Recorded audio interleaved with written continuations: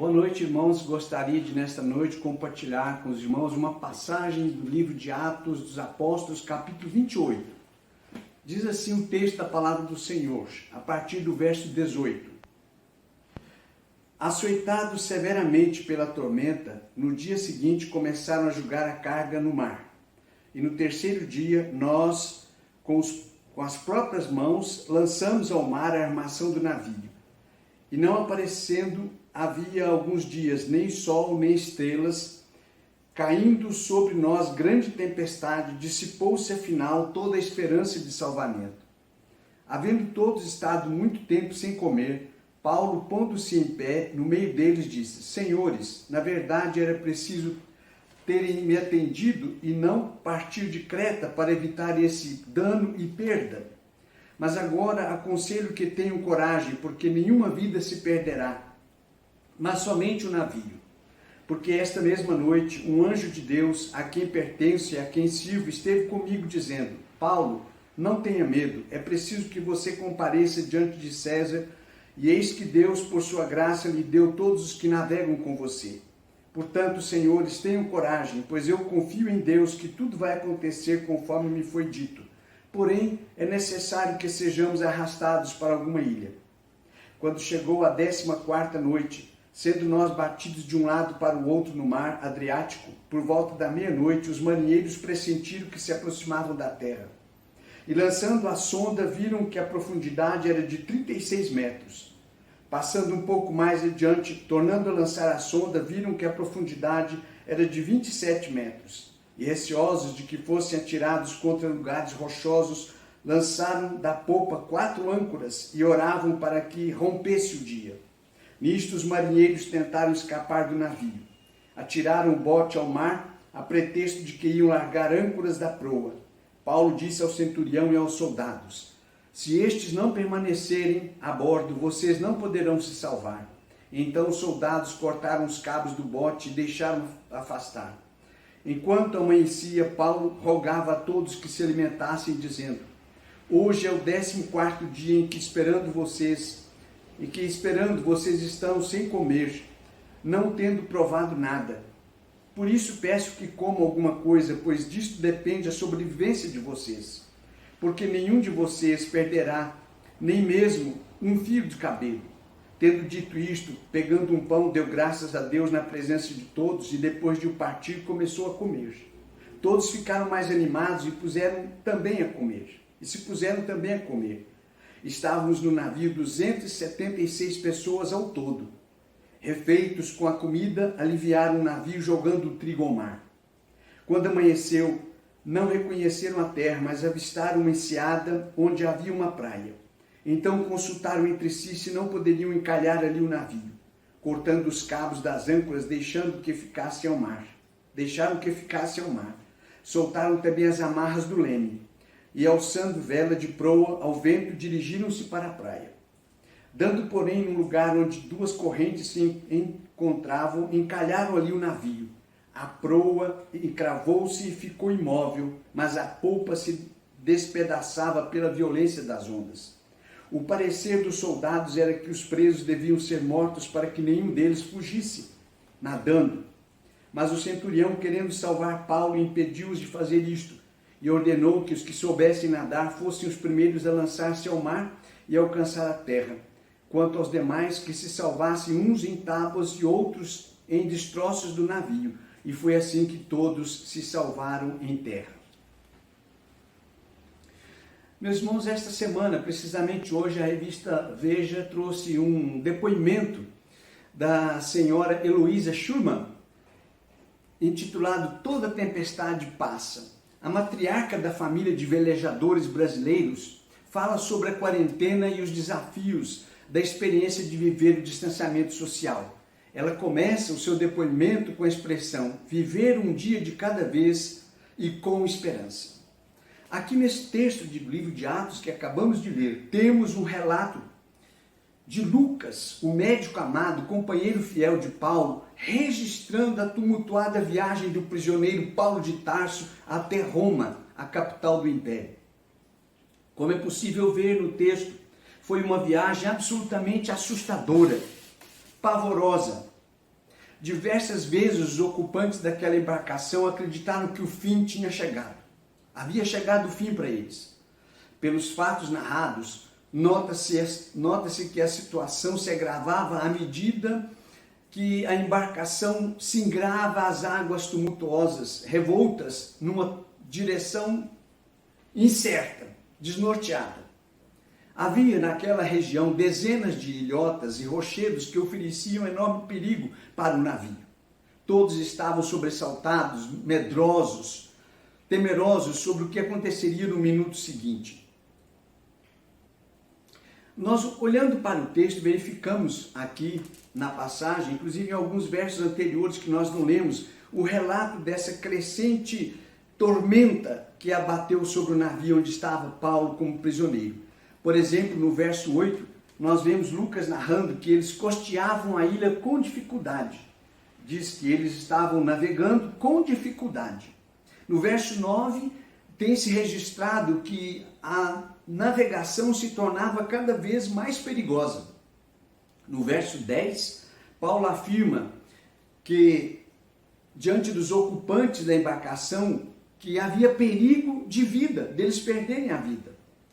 No verso 14, há o registro por Lucas de que surgiu um tufão de vento, para piorar ainda mais a situação deles naquela tormenta. Diz o verso 15 que o navio foi arrastado com violência. No verso 18, diz o texto, açoitados severamente pela tormenta, começaram a jogar a carga do navio ao mar. No verso 20, temos registrado por vários dias, nem sol e nem estrelas, dias sem sol e sem estrelas, noites sem estrelas, escuridão total, e em meio à tempestade desapareceu-se a esperança de salvamento. Pois foram se dissipando todas as esperanças que eles podiam ter naquele momento. Meus amados irmãos, a situação de Lucas nesse registro, ele está narrando porque estava presente. Observamos que aqui ele usa o pronome plural, nós estávamos, nós navegamos. A situação de Lucas é parecida com a de um repórter de guerra. A qualquer momento, a qualquer instante, tudo poderia ter um fim dramático. E isso está registrado no texto aqui de Lucas. Paulo tentava levantar o ânimo de todos e declarou que um anjo do Senhor lhe havia assegurado que nenhum deles se perderia e que ele confiava na palavra do Senhor dita pelo anjo. Notamos, meus irmãos, que ao chegar à 14ª, está registrada a 14ª noite, com ventos violentos, fortes e plena escuridão, por volta da meia-noite, os marinheiros pressentiram que se aproximavam do solo firme. Lançaram a sonda para verificar a profundidade em que estavam e concluíram que era de 36 metros. Pouco depois, tornaram a lançar a sonda e perceberam que agora eles estavam a profundidade de 27 metros, o mar. Preocupados com possíveis rochas e sem enxergar coisa alguma na noite, eles lançaram âncoras e começaram a orar para que o dia amanhecesse. Alguns marinheiros mais afoitos tentaram fugir em botes, mas foram impedidos após o apelo de Paulo para que todos permanecessem juntos. O apóstolo então pede que todos se alimentem para recobrar forças, pois certamente iriam precisar. O dia amanheceu e eles avistaram a praia. As ondas furiosas seguiam batendo a polpa do navio. Os soldados fazem menção de matar os prisioneiros com medo deles fugirem. Mas por causa do apóstolo Paulo, o centurião não permitiu tal atrocidade. Pelo contrário, ordenou que os que soubessem nadar se lançassem ao mar e tentassem alcançar a terra. Os demais que se agarrassem aos destroços da embarcação e tentassem a mesma sorte. Foi assim que todos se salvaram, como Paulo havia predito. Meus queridos irmãos, muitas vezes as vidas das pessoas e suas famílias se assemelham a essa viagem de Paulo para Roma. As dificuldades, os desacertos vão se agravando e elas parecem mergulhar em dias sem sol e noites sem estrelas. E a esperança parece dissipar por completo. Surgem novos conflitos, conflitos geram novos conflitos. Alguns passam a não se alimentar direito. a cada dia ficam mais frágeis e a melancolia toma conta da alma. Mas como diz o salmista, o socorro vem do Senhor. Sempre vem do Senhor. Penso, meus amados, que aqui nós podemos aprender algumas lições. Algumas lições que podemos tirar deste texto sobre o renascer da esperança. Como vimos, a situação era de desespero, de aflição sem trégua. A esperança era nível zero. Nós notamos aqui no verso 20 que Lucas registrou que de fato a esperança tinha se acabado. Diz ele aqui, e não aparecendo havia já alguns dias nem sol nem estrelas, caindo sobre nós grande tempestade, dissipou-se afinal toda a esperança de salvamento. Mas o que podemos aprender nesta oportunidade? Primeiro, há um propósito divino em nossas vidas. Verso 24, nós lemos aqui, Lucas registrou, dizendo, Paulo, o anjo disse, Paulo, não tenha medo, é preciso que você compareça diante de César, e eis que Deus, por sua graça, lhe deu todos os que navegam com você. Vejam, meus irmãos, há um propósito divino em nossas vidas, como havia um propósito divino na vida do apóstolo Paulo. Deus tem um propósito para a vida de cada um de nós, sempre. É sua vontade soberana, e a sua vontade soberana nada, nem ninguém pode impedir. Ninguém pode impedir o Senhor de realizar a sua vontade. Como diz Isaías lá no texto, capítulo 43, verso 13, agindo eu, quem impedirá? É preciso acolher essa verdade, que é um fato. Você precisa saber que Deus tem um propósito claro para a sua vida. Pode ser que você não saiba ainda, não tenha descoberto, mas Ele tem um propósito para a sua vida. Como teve para a vida do apóstolo Paulo, e por isso aquele barco que só sobrou, se afundou, se despedaçou, não foi um empecilho para que Paulo cumprisse o seu propósito na sua vida, chegando até Roma, a capital do império. Segundo, há uma promessa de vida na palavra do Senhor. No verso 25 está registrado, portanto, senhores, disse o apóstolo Paulo, tenham coragem, pois eu confio em Deus que tudo vai acontecer conforme me foi dito. O apóstolo Paulo afirma para aquelas pessoas, 276 pessoas no barco, que ele cria no que o Senhor havia dito, na palavra do Senhor. As promessas na palavra do Senhor são sempre promessas de vitória e de vida para aqueles que nele confiam. Até certo momento daquela atribulada viagem, todos preferiram acreditar na condução do capitão do navio, na palavra do capitão do navio. Principalmente o centurião. Aqui está escrito no verso 11, que ele, o centurião, preferiu acreditar no capitão do navio. Porém, chegou a hora em que eles precisavam ouvir o apóstolo Paulo e confiar na palavra do Senhor. O Senhor havia dito que todos escapariam com vida. Erramos, meus queridos, seriamente, quando deixamos de lado a palavra do Senhor. Ignoramos suas promessas grandiosas, verdadeiras.